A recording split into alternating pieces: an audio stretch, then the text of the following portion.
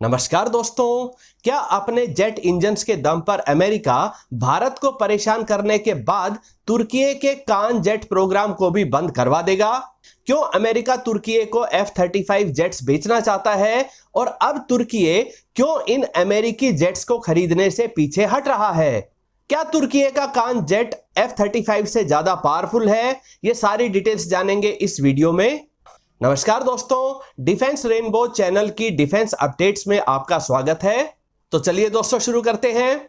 दोस्तों, अमेरिका के बारे में एक बात तो पूरे कॉन्फिडेंस के साथ कही जा सकती है कि अमेरिका आपको पता ही नहीं लगने देगा कि वह कब आपका दोस्त बनकर बात कर रहा है या आपसे दुश्मनी निकाल रहा है।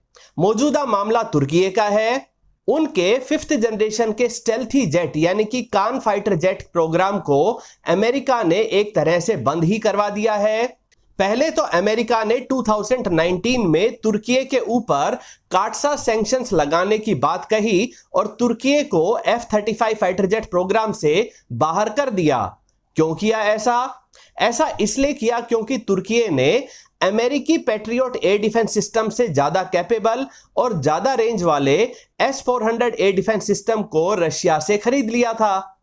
उस समय पर ही मिस्टर डोनाल्ड ट्रंप ही प्रेसिडेंट थे और अब भी फिर से वे ही प्रेसिडेंट हैं। तो जाहिर सी बात है कि तुर्की को F-35 फाइटर जेट प्रोग्राम में दोबारा एंट्री नहीं मिलेगी। लेकिन अमेरिका तो अमेरिका ही है, तो फिर से तुर्की को अमेरिका की तरफ से F-35 फाइटर जेट्स ऑफर कर दिए गए। अब तुर्की के लिए बड़ी प्रॉब्लम हो गई है। उन्होंने F-35 जेट के प्रोग्राम से बाहर निकल जाने के बाद इतनी मुश्किलों के बाद जो कान फाइटर जेट बनाया है, अगर उसके डेवलपमेंट पर मनी नहीं लगाते हैं तो कान जेट बर्बाद हो जाएगा। और अगर कान जेट को एक शानदार जेट बनाने में लगे रहते हैं तो अमेरिका से F-35 जेट्स को खरीदने के लिए पैसे ही नहीं बचेंगे। वहीं दूसरी तरफ अगर तुर्की 100 F-35 जेट्स को खरीद लेता है तो कान जेट के डेवलपमेंट के लिए पैसा नहीं बचेगा। तो तुर्की ने समझदारी दिखाते हुए अपने कान फाइटर जेट पर ही भरोसा दिखाया और अमेरिका के F-35 जेट के ऑफर को नजरअंदाज कर दिया। अमेरिका यह बात कैसे बर्दाश्त करता? उन्होंने वही इंजन वाली चाल चली जिसके दम पर भारत के तेजस फाइटर जेट को डिले करवाया जा रहा है। अमेरिका ने तुर्की के कान फाइटर जेट्स में लगने वाले अमेरिकी F-110 इंजन्स की सप्लाई रोक दी। अभी तो कान फाइटर जेट का एक ही प्रोटोटाइप पूरी तरह से ऑपरेशनल है, दूसरा प्रोटोटाइप भी पूरी तरह से तैयार नहीं हुआ है और ऐसे में अमेरिका ने कान फाइटर जेट को ग्राउंडेड भी करवा दिया। दोस्तों, कुछ लोगों का यह भी मानना है कि जिस तरह से तुर्की के कान फाइटर जेट को मीडिया अटेंशन मिल रही थी और जिस तरीके से यह कान जेट F-35 जेट के इंटरनेशनल मार्केट में सेंध लगा रहा था, अमेरिका इसे ही रोकना चाहता है। पहले इंडोनेशिया ने 48 कान फाइटर जेट्स का कॉन्ट्रैक्ट तुर्की के साथ साइन किया। फिर स्पेन ने भी F-35 जेट्स को साइड करके तुर्की के साथ कान जेट्स के लिए प्रोसेस शुरू की।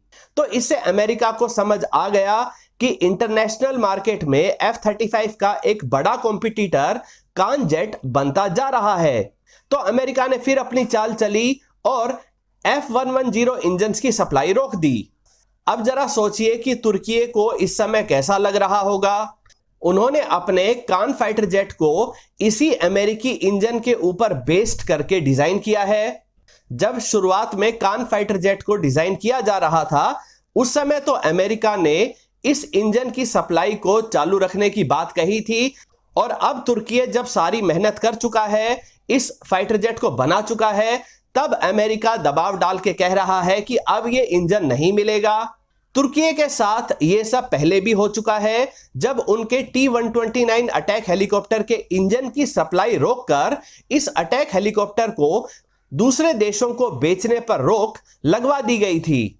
इसीलिए तुर्की पहले से तैयारी कर रहा था और तुर्की ने TF-35,000 नाम से एक फाइटर जेट इंजन को बनाने की शुरुआत भी कर दी थी। हालांकि इस इंजन की टेस्टिंग और सर्टिफिकेशन में 10 वर्षों का समय लग सकता है और तब तक अमेरिका चाहे तो इंजन की सप्लाई रोककर इस प्रोजेक्ट को रुकवाए रख सकता है। इससे कान फाइटर जेट की पर यूनिट कॉस्ट बढ़ती जाएगी और अल्टीमेटली इंडोनेशिया और स्पेन जैसे खरीदार देशों को इससे दूर ही जाना पड़ेगा और इन देशों को मजबूरी में अमेरिका से ही F-35 जेट्स खरीदने पड़ेंगे। दोस्तों, तुर्की अब F-35 जेट्स खरीदने से पीछे क्यों हट रहा है, यह जानने से पहले यह समझते हैं कि यह कान जेट F-35 के मुकाबले कहां खड़ा है। F-35 एक सिंगल इंजन का स्टेल्थी जेट है। इसमें F-135 इंजन लगा है जो 190 किलो न्यूटन की मैक्सिमम थ्रस्ट को जनरेट करता है। वहीं कान जेट 2 इंजन के साथ उड़ता है। इसके दो F-110 इंजन की टोटल थ्रस्ट 262 किलो न्यूटन हो जाती है। अमेरिकी F-35 जेट का maximum take off weight 30,000 kilogram है, जबकि कान जेट का मैक्सिमम टेक ऑफ वेट लगभग 35,000 किलोग्राम है। F-35 की रेंज 2,800 किलोमीटर है, तो वहीं कान जेट 3,300 किलोमीटर तक जा सकता है। बीस्ट मोड में F-35 8,200 किलोग्राम के टोटल वजन की मिसाइल्स को कैरी कर सकता है, तो वहीं कान जेट 2 इंजन्स के साथ उड़ता है, इसलिए यह 9,000 किलोग्राम के टोटल वजन की मिसाइल्स को कैरी कर सकता है। स्पीड की बात करें तो F-35 की मैक्सिमम स्पीड मैक 1.6 है, तो वहीं कान जेट इससे ज्यादा यानी मैक 1.8 की स्पीड से उड़ सकता है। दोस्तों, ज्यादातर पैरामीटर्स पर कान जेट F-35 से आगे है। अगर इसके डिजाइन को ध्यान से देखें तो इसका डिजाइन F-35 की बजाय अमेरिकी F-22 रैप्टर से ज्यादा मिलता जुलता लगता है और F-22 रैप्टर दुनिया का नंबर 1 फाइटर जेट माना जाता है।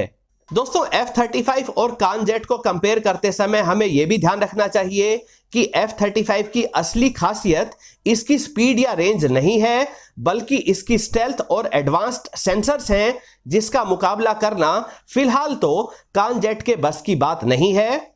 लेकिन अमेरिका को यही डर सता रहा है कि जिस तरह से तुर्की ड्रोन्स बेचने के मामले में अमेरिका से आगे जा रहा है, कहीं उसी तरह आगे चलकर तुर्की ज्यादा बेहतर AESA रडार, स्टेल्थ टेक्नोलॉजी और एडवांस सेंसर्स को बनाने में सफल हो गया तो तुर्की अपने कान जेट को F-35 से भी बेहतर बना लेगा।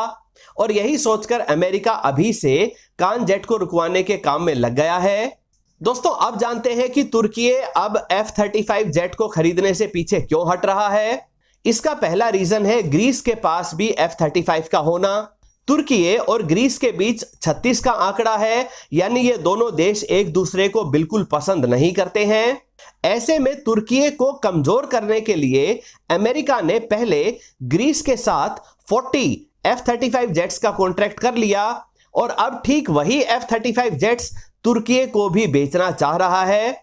अगर तुर्की अपने दुश्मन पर इन F-35 जेट्स के साथ दबदबा ही नहीं बना पाया तो तुर्की इन जेट्स को अब क्यों खरीदेगा।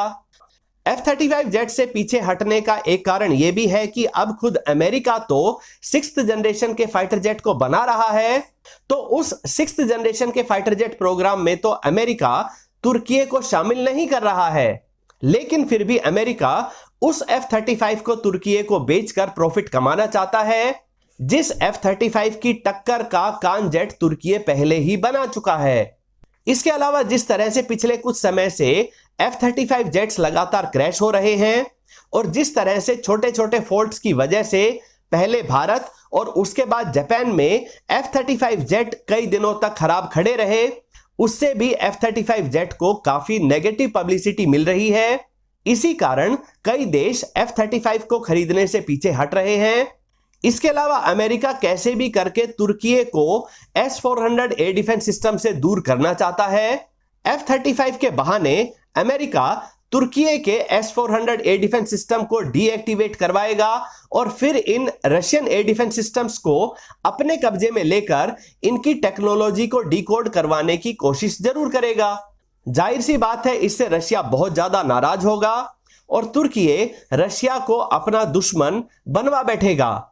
फिलहाल तुर्की ये रिस्क नहीं लेना चाहेगा। दोस्तों, आपकी राय में क्या तुर्की को अमेरिका से F-35 जेट्स खरीदकर अमेरिका के सामने हार मान लेनी चाहिए या उन्हें अपने कान जेट के साथ ही खड़े रहना चाहिए? अपनी राय कमेंट सेक्शन में जरूर लिखिए। दोस्तों, उम्मीद करता हूं ये वीडियो आपको पसंद आई होगी। अगर ये वीडियो आपको अच्छे लगे तो इसे लाइक करिए, दोस्तों के साथ शेयर करिए और डिफेंस रेनबो चैनल को सब्सक्राइब जरूर करें। नमस्कार।